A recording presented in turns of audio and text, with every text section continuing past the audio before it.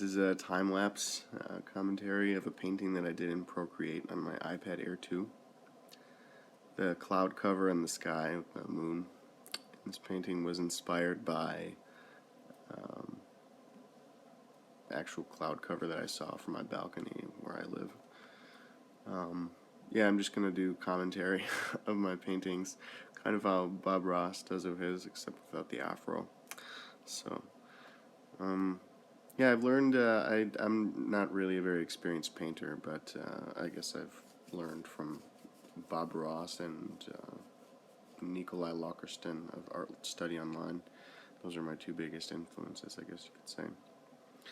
So, yeah, in this painting it's just a natural landscape with mountains, some hills, a field, and the sky. And I do pretty good, I think, with natural landscapes.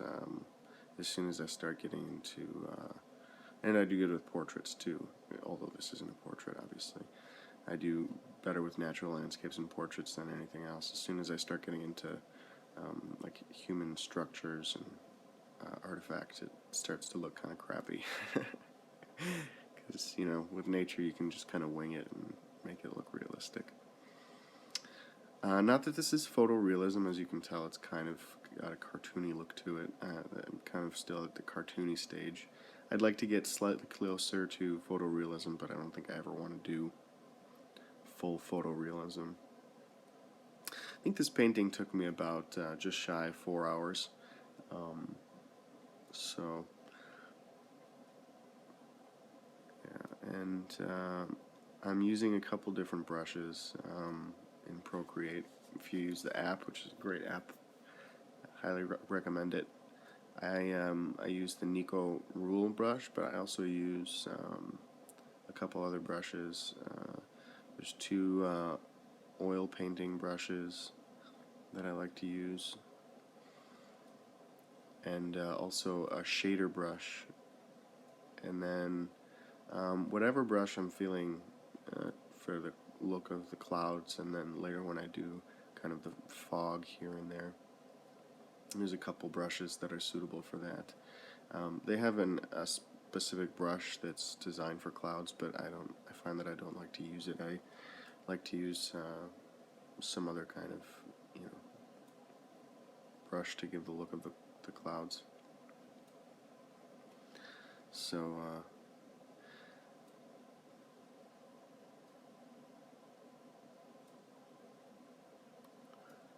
yeah, and I think the background in this is probably, you know, the sky and the mountain and the hills and things. That's probably the strongest part of this painting.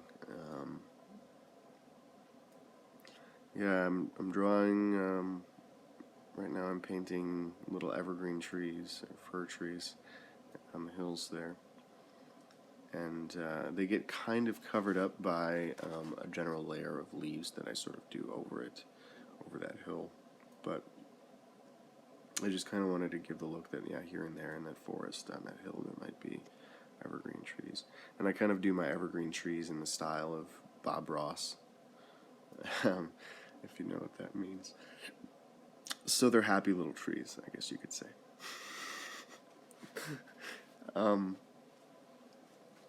I do trees a couple different ways depending on the brush that I use.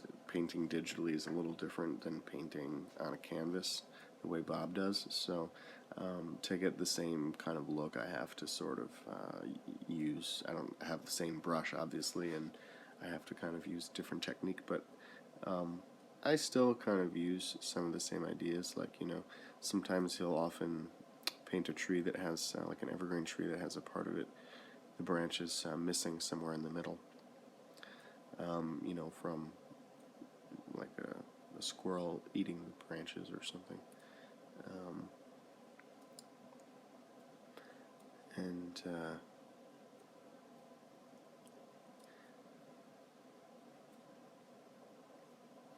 yeah, so got the trees in the field there, and you can see I did that with the tree on the right side. On the left side of it, there's a little bit missing from some creature maybe snacking on it.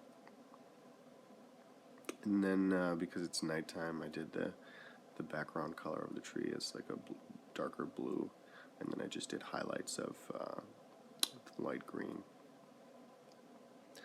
For the grass, like the up close of the grass, as well as some of the up close texture on the fur of the tree, I use a brush in ProCreate called I think it's called a Hessian brush. It's like little lines that arranged in kind of a square, and then as you drag the brush across the screen, the lines get kind of stamped, but all in different directions as it goes in a block. So it kind of looks like grass or the fur on a fir tree, maybe. Which I don't know if you'll be able to see that detail in the YouTube video, because, or even if you find a copy of the painting online, like on Facebook or something, because unfortunately the the resolution. Actually, I like to share my paintings on Facebook, but unfortunately, the resolution of the painting, and definitely of these time-lapse videos, is not retained very well by Facebook. So that's kind of why I'm making this YouTube video, because hopefully YouTube will better be able to retain the resolution of videos. It's kind of sad. What year is it? It's 2016, and Facebook makes videos all blurry. I'm not a fan of that. I think it was a pretty good resolution, actually. This painting, I think it's like 5K by like 4K, 5.5K by 4K. So the canvas is definitely large enough that I could afford to get a lot of detail in the background. But you know, as I said before, that's not really my forte. I'm kind of a cartoony style. So yeah, I don't think I've ever gone past the 4-hour mark with a painting, because it just gets weird, I feel, after that. So or maybe I'm just lazy. But yeah, there's something about you know, the added time. You know, really, I'm tempted on one of these paintings that I've done to just go back and actually spend, like, you know, say 10 additional hours or 20 hours even cumulatively, just refining it, because I feel that maybe I could, you know, that additional time would really refine the painting and make it something really awesome. But you know, so yeah, I made the tree, and now I'm working on the wolf. Originally the wolf looked like crap, so I just erased it. And yeah, I used the oil painting brush for the wolf, because I found that it gave a really good kind of natural way of portraying the fur of the wolf. And yeah, I'm really happy with how the wolf turned out. And for the leaves on the trees there, I used oh god, I can't remember the name of the brush, but Fury Ink, I think. Fury Ink, INK, Fury Ink is the name of the brush. I don't think it's intended for foliage and leaves and things, but I really like it for that. So yeah, so this wolf, he's going to be doing battle with a stag, and yeah, the stag is sort of rearing up at him. You'll see in a minute here. I'm really happy with how the wolf turned out, not so happy with how the stag turned out, and yeah. But you know, I think that's partly due to the fact that, you know, the stag and the wolf were kind of the last 45 minutes to an hour of the painting, and the rest of the painting was done, you know,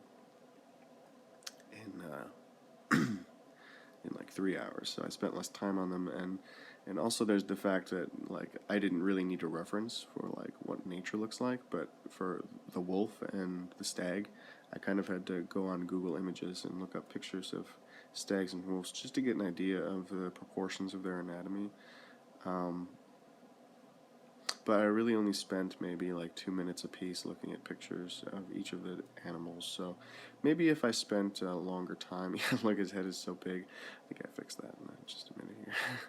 But yeah, if I spent more time looking at the references, maybe these paintings, and actually painting them, maybe they would look cooler. But I think the antlers end up turning out pretty well on the stag, though, so that's good. 14 points there.